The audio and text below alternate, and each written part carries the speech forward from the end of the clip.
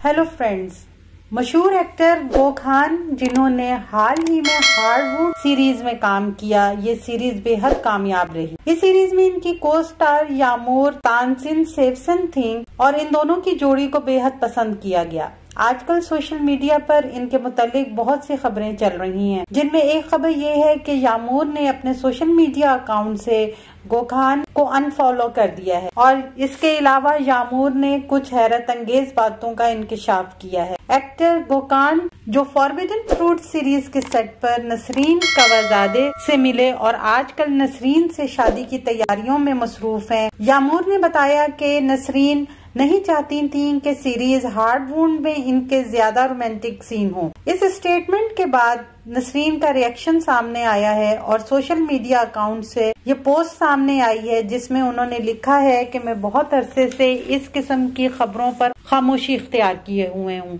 लेकिन जब मेरा नाम इस्तेमाल किया जा रहा है तो मैं खामोश नहीं रहूंगी। उन्होंने कहा कि मैं अपनी जाती जिंदगी और प्रोफेशनल जिंदगी को अलग अलग रखती हूँ और मैं किसी के काम में मुदाखलत नहीं करती, बेशक वो शख्स मेरा लवर ही क्यों ना हो। इसके अलावा गो खान ने यामूर के साथ साथ उन एक्टर्स को भी अनफॉलो कर दिया है जो इस सीरीज का हिस्सा थे।